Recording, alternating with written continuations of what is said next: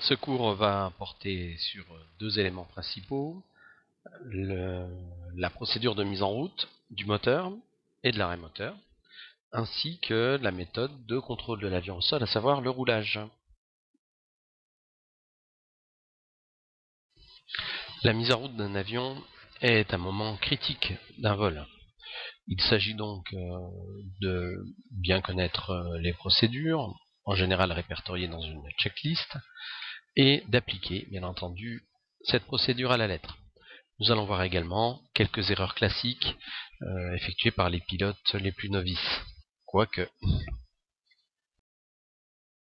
Je vous propose donc de dérouler l'ensemble de la procédure avant mise en route et mise en route sur ce DR400 dans le cadre de ce cockpit-là en particulier, sachant que chaque cockpit a ses particularités. Je vous invite bien entendu à répéter la même séquence et de façon fictive jusqu'à ce que la procédure soit bien maîtrisée dans votre aéroclub. Alors cette checklist est décomposée en deux parties, une partie avant mise en route et une partie mise en route. Première chose à faire, vérifier l'oramètre. Donc oramètre noté, puis frein de parc serré. Évidemment, pour éviter que l'avion roule de lui-même après la mise en route. Disjoncteur enclenché, batterie sur on, alternateur sur off, jauge essence quantité plus autonomie vérifiée, robinet d'essence ouvert, primo neutre, siège réglé verrouillé, ceinture et harnais réglés ouvert. Alors, à ce niveau-là, il y a beaucoup de discussions dans les aéroclubs. À titre personnel, j'ai plutôt tendance à laisser les harnais attachés avant la mise en route. Puisque je considère que l'installation du pilote est quelque chose qu'on ne peut pas faire une fois que le moteur est en route. Le pilote, de mon point de vue, doit être complètement disponible pour piloter son avion à partir du moment où il l'a mis en route. Volet gauche-droite vérifier rentrée, commande libre, verrière déverrouillée. Au même titre que les ceintures et harnais, j'ai à titre personnel plutôt tendance à fermer la verrière avant la mise en route. Mixture plein riche, pompe électrique sur on, réchauffage carbu sur froid, radio et transpondeur sur off, balise de détresse sur auto, test des voyants, tous allumés, anti-réglé anti-colle sur on. À partir de ce moment-là, on est prêt à effectuer la mise en route. Alors, il ne faut pas traîner, puisqu'on a mis la pompe sur on, donc j'injecte l'injection des gaz, 0 à 5, 0 quand le moteur est très chaud, 5 quand il est très froid.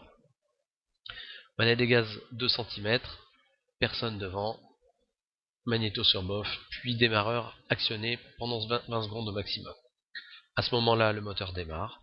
La première chose à vérifier, c'est la pression d'huile et, je veux dire quasiment simultanément, la réduction du régime aux alentours de 1200 tours. À ce moment-là, vous pouvez considérer que vous avez terminé la mise en route. Nous venons de mettre en route le moteur. Il va s'agir maintenant d'appliquer la procédure après la mise en route.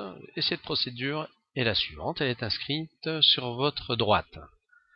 Donc régime 1200 tours, alternateur sur on, puis vérification de la charge de l'ampèremètre. Pompe électrique sur off, pression d'essence arc vert, dépression gyro vérifiée, directionnel recalé, horizon artificiel vérifié, réglage des fréquences, radio, radiocom, VOR, réglage du radiocompas, réglage du casque, sélecteur d'écoute, transpondeur sur stand-by, feu de navigation et de roulage sur on. À partir de ce moment-là, on est prêt pour effectuer le roulage. Vous trouverez ici un listing des erreurs classiques commises par les pilotes débutants. La première, le mauvais positionnement de l'avion avant la mise en route. Pensez que votre avion produit un souffle, le souffle de l'hélice. Il est donc indispensable de bien positionner l'appareil de façon à ce que son souffle ne dérange personne et surtout qu'il n'y ait pas de souffle dans un hangar, là où des pièces peuvent éventuellement être mises en mouvement. par ce souffle. Deuxième erreur, le non-respect de la checklist, donc oubli des magnétos ou de la richesse. Je vous invite au tout début à apprendre la checklist, à la répéter au sol sans mettre en route l'avion, de façon à vraiment vous familiariser avec les items. Mise en pression du circuit inefficace. Alors cette erreur est très commune, trop longue ou trop courte, c'est souvent trop long. Entre le moment où on met la pompe sur marche et au moment où le moteur doit être démarré, il ne doit pas s'écouler plus de 20 secondes. Régime moteur trop important après la mise en route. Dans la checklist, il est prévu de laisser un petit peu de gaz, de centimètres, avant de mettre en route. Souvent, on laisse plus. Il y a une action à effectuer par cœur après la mise en route. Je vous l'ai dit lors des slides précédents. Cette action consiste à réduire immédiatement le régime à 1200 tours. Donc attention, ce point est important, notamment par rapport au soufflant, entre autres. Enfin, non-respect de la checklist après la mise en route. Donc pas de vérification de la pression d'huile et puis surtout mise en route de l'alternateur mais sans vérifier que cet alternateur fonctionne grâce à l'indicateur de charge. Donc là, on vient de voir les erreurs les plus classiques, il y en a probablement d'autres mais ici c'est on va dire une sorte de florilège des erreurs à la mise en route. Pensez que cette phase est une phase critique et qu'elle nécessite toute votre concentration. Vous l'avez compris, tout comme la mise en route, l'arrêt moteur est une procédure, donc elle est répertoriée dans la checklist. C'est une phase au moins aussi critique que la mise en route. Nous sommes au sol avec une hélice tournante. Il va s'agir de garer l'avion et de l'arrêter, je dirais, le plus rapidement possible sans pour autant se précipiter. La checklist est là pour ça et je vous propose de la parcourir dans son ensemble. Alors, première étape, frein de parc serré, gaz 800 tours, radio, fréquence quittée, puis radio, transpondeur, phare et feu de navigation sur off. L'idée étant de ne pas couper le moteur avec tous ces contacts électriques pour des raisons de durée de vie de ces équipements. Et ces coupures magnéto entre 800 et 1000 tours, donc ces coupures consistent à passer les magnétos complètement sur off, puis à nouveau sur 1+2. Il s'agit là de vérifier que les magnétos sont bien connectés à la masse de l'avion. Enfin, une mixture sur pauvre, donc sur étouffoir.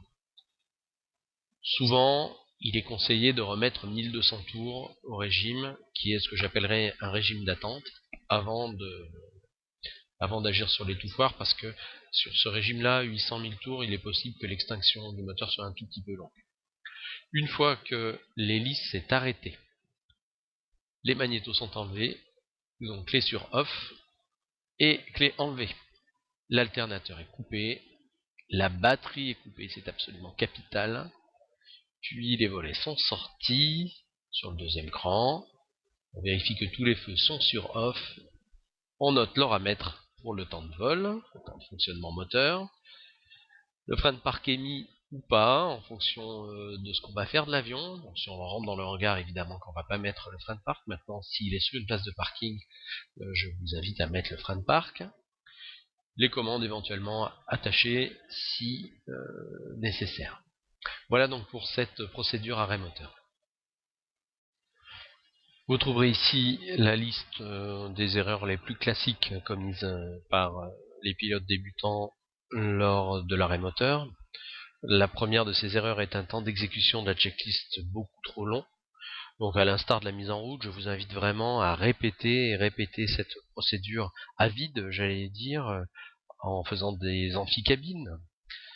La deuxième erreur, c'est la plus fréquente, l'exécution incomplète de la procédure, donc une batterie qui est toujours sur on. Sachez que si vous partez de l'avion avec la batterie sur marche, la batterie va se décharger, et donc l'élève prochain ou le pilote prochain ne pourra pas démarrer l'avion. Clés magnéto non enlevées, alors là c'est beaucoup plus grave, puisque si les clés magnéto restent sur le contacteur et sur une position autre que off, il est possible qu'un mouvement de l'hélice, par exemple en rentrant l'avion en hangar, engage un une rotation d'hélice de 1 ou 2 tours est suffisant pour blesser, et même plus peut-être, un individu qui se trouverait à proximité. Donc les clés magnéto doivent être absolument enlevées, c'est un point d'une importance capitale. Les radios restées sur on, les équipements de radionavigation, laisser coupure non effectuée, et puis l'avion mal positionné sur le parking, pensez de la même façon que pour le démarrage au souffle de votre hélice.